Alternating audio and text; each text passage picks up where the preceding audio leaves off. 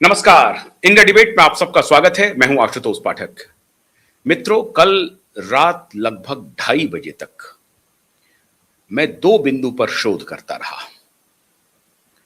एक तो बिहार के इनकाउंटर पे और दूसरा उत्तर प्रदेश के इनकाउंटर पे। योगी आदित्यनाथ के जमाने में जो इनकाउंटर हुए उसको मैं देख रहा था। सैकड़ों इनकाउंटर हुए हैं, सैकड़ों, जिसमें जान से जो जितनी वो आंकड़ा है, वो आंकड़ा बताने की जरूरत नहीं है, जान से कितने लोगों का हाथ धोना पड़ा। लेकिन ऑपरेशन लंगड़ा भी चला उत्तर प्रदेश में। उत्तर प्रदेश का आप नकल करना चाहते हैं, लेकिन वो भी आप ठीक से नहीं कर पा रहे हैं। योगी आदित्यनाथ बनना चाहते हैं, वो भी ठीक से नहीं कर पा रहे हैं। योगी आदित्यनाथ के सामने कौन कौन खड़ा था? अतीक अहमद, मुख्तार अंसारी, एक से एक बड़े दुर्दांत माफिया। और पूरे उत्तर प्रदेश में जो माफिया राज था, भैया कहा जाता है, पूरा बॉलीवुड भैया के लिए जाना जाता है। और वो भैया कहां से आते हैं? इसी उत्तर प्रदेश से आते हैं। उस उत्तर प्रदेश के उस संस्कृति पर, माफिया संस्कृति पर, योगी आदित्यनाथ ने अपने पुलिस को स्पेशल ट्रेनिंग देकर के, ऐसा नहीं कि जिसे चाहो जब चाहो गोली मार दो, इनकाउंटर कर दो, बिल्कुल नहीं।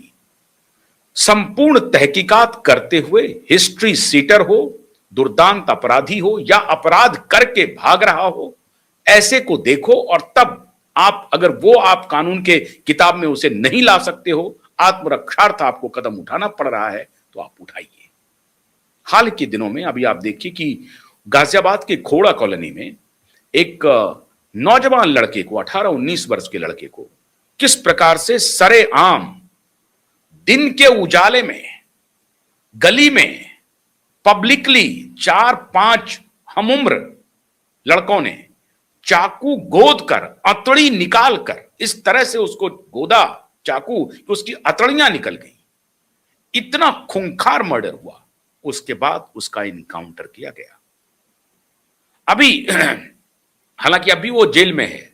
एक एक्स मुस्लिम, वो भी एक अपराध किया हुआ था, 20, 25, 26 साल के बाद पता चला, वो भी अब जेल में है। लेकिन उनके ऊपर जो हमला किया, तो उसको भी इनकाउंटर किया और 48 घंटे के अंदर किया। मतलब वो अपराधी जो मर्डरर है, उसको इनकाउंटर किया।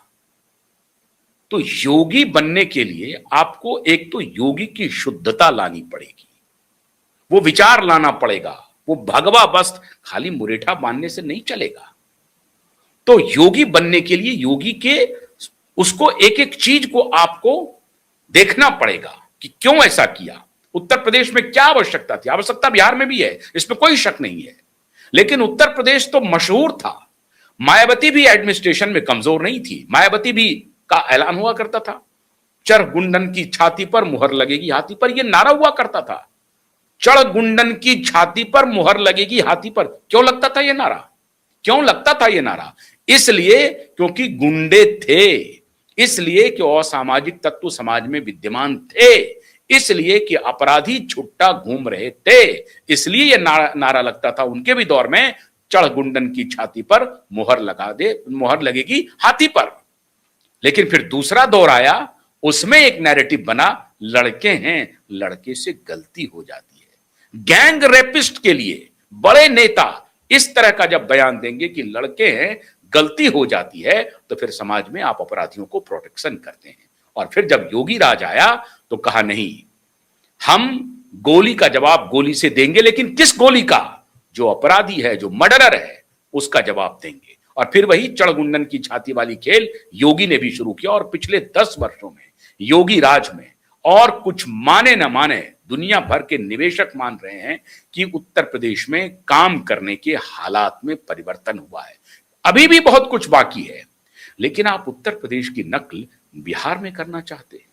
और बिहार में एक ऐसे युवक के ऊपर मैंने कहा आपको कि 1:30-2:30 बजे रात तक मैं शोध करता रहा। एक एक वीडियो का मैंने आकलन किया, उस नौजवान का एक एक वीडियो का, और फिर योगी के एक एक इनकाउंटर का आकलन किया। एक भी इनकाउंटर योगी राज में एक भी इनकाउंटर ऐसा नहीं था जो अपराधी नहीं था और उसको पुलिस ने इनकाउंटर कर दिया। कभी ऐसा एक भी नहीं मिला। वही पुलिस के हत्थे चढ़ा जो अपराधी था, जिसके खिलाफ अपराध दर्ज थे या अपराध करके भागे थे। जैसे गाजियाबाद में जो अपराध करके भागा, पता चल गया, सीसीटीवी फुटेज आई, तो उसके पहले कोई अपराध उसने नहीं किया था, लेकिन उसने एक दिन पहले ही फेसबुक पर, और अपराध करने के बाद फेसबुक पर बोल रहा है आकर के कि मैंने मर्डर मार दिया है भाई लोगों, अब कुछ दिन के लिए जेल जाऊंगा। साफ साफ कहा उसने। तो कबूलनामा भी हो गया। तो फिर जब कबूलनामा हो गया तो फिर योगी की पुलिस ने फिर उस कबूलनामे पर काम किया। बिहार में क्या हुआ, भोजपुर में 1.5 साल के उनके फेसबुक का अकाउंट का मैंने पूरा ऑडिट किया, 1.5 साल का। जहां जहां जिस जिस अकाउंट को मैंने देखा, प्रधानमंत्री के फॉलोअर थे, होम मिनिस्टर के फॉलोअर थे, जबरदस्त आस्था थी, सनातन में आस्था थी। बाबा बागेश्वर के लिए 750 किलोमीटर चल पड़े और फिर सिस्टम से लड़ रहे थे। किसके लिए? अपने लिए नहीं, अपने परिवार के लिए भी नहीं। सिस्टम से वो लड़ रहे थे मजलूमों के लिए, बेसहारों के लिए, दलितों के लिए, पिछड़ों के लिए, दबे कुचलों के लिए। आज वो सब रो रहे हैं। आज इसी मुद्दे पर बात करने के लिए पुलिस ने बड़ी सजा देने वाले भाई जी, बहुत स्वागत है आपका। हालांकि मैं जानता हूं इस मामले पर पता नहीं आप पुलिस को कैसे डिफेंड करेंगे, लेकिन मैंने जो बात बताई है उससे आप निश्चित रूप से सहमत होंगे। आप एक पुलिस ऑफिसर रहे हैं, उत्तर प्रदेश के इनकाउंटर को भी नजदीक से देखा है, और ये वाकया बिहार में भी 1-2 इनकाउंटर हुए हैं। इस तरह के सवाल नहीं उठे क्योंकि अपराधी थे, मर्डरर थे, पूरी दुनिया जानती थी। लेकिन एक व्यक्ति जिनके खिलाफ कोई एफआईआर नहीं, कुछ भी नहीं, ये जो इनकाउंटर हुआ है, ये हत्या है या इसे इनकाउंटर कहा जाए? नमस्ते आशुतोष जी, आपके दर्शकों को भी मेरा नमस्कार। हमेशा की तरह आप इस तरह के बहुत ही सेंसिटिव मुद्दों पे हमें इनवाइट करते हैं। मैंने, आपने जैसे आज सवेरे मुझे बताया, इस मुद्दे को थोड़े और का गहन अध्ययन मैंने किया, और जैसा कि आपने अपने प्रोग्राम की शुरुआत में कहा कि नकल में भी अकल चाहिए, वो अकल की कमी स्पष्ट तौर पे ये तथाकथित इनकाउंटर में दिख रहा है। कहने का मतलब है कि उत्तर प्रदेश में टेक्निकली आज मैं भी रहता हूँ, मैं दिल्ली में नहीं रहता हूँ, उत्तर प्रदेश में रहता हूँ, और देखते देखते यहाँ पर जो एक माहौल बदला है, वो इसलिए बदला है कि सरकार ने करंट सीएम के लीडरशिप में एक बहुत क्लियर कट सिग्नल दिया है। सिग्नल ये है कि हम शरीफों के दोस्त हैं, हम उन दबे कुचलों के साथ हैं, महिलाओं के साथ हैं, हरिजनों के साथ हैं, ओबीसी के साथ हैं, जो अपनी जिंदगी ईमानदारी से जी रहे हैं। और जो लोग बदमाश हैं, जो समाज में अराजकता फैलाने में विश्वास करते हैं, उनके हम दुश्मन हैं। बहुत साफ साफ सिग्नल है। अब पुलिस उन सिग्नलों पे काम करती है। अंततः जैसा कि आपने सही कहा, एक भी इनकाउंटर कंट्रोवर्सी के घेरे में इसलिए नहीं पड़ा, पॉलिटिसाइजेशन के घेरे में जरूर पड़ा, लेकिन उन पॉलिटिसाइजेशन को कोई भी जनता की आवाज ने बैकअप नहीं किया। ये केस अलग है बिहार का। ये लड़का जो भरत भूषण तिवारी है, इसके बारे में थोड़ी सी मैंने रिसर्च की, बिहार में 1-2 अपने साथियों से बात की, तो मुझे जानकर शॉक्ड हुआ कि इसकी प्रोफाइल बिल्कुल ही अलग थी।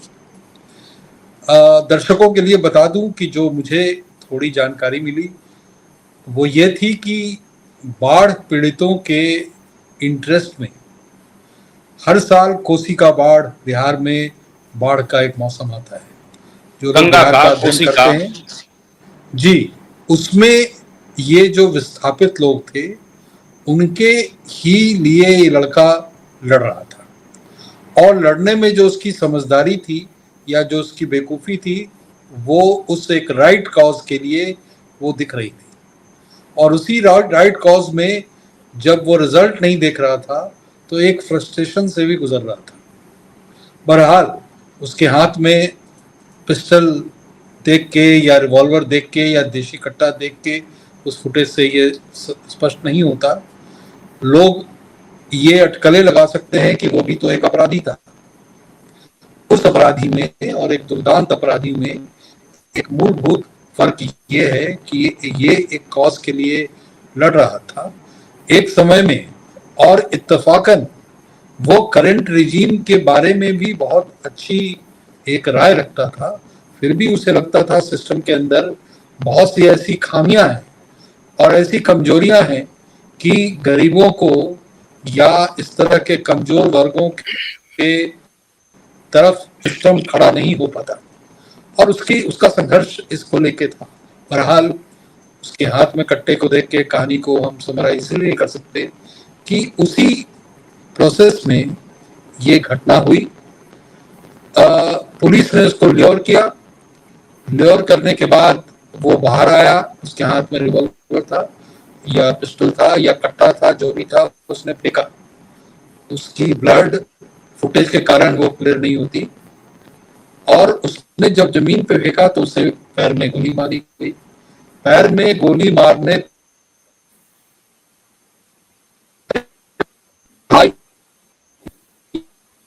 उसी के वहीं पर कोई पुलिस ऑफिसर ने उसे ललकार के कहा कि खत्म कर दो या खत्म कर दो सारे को।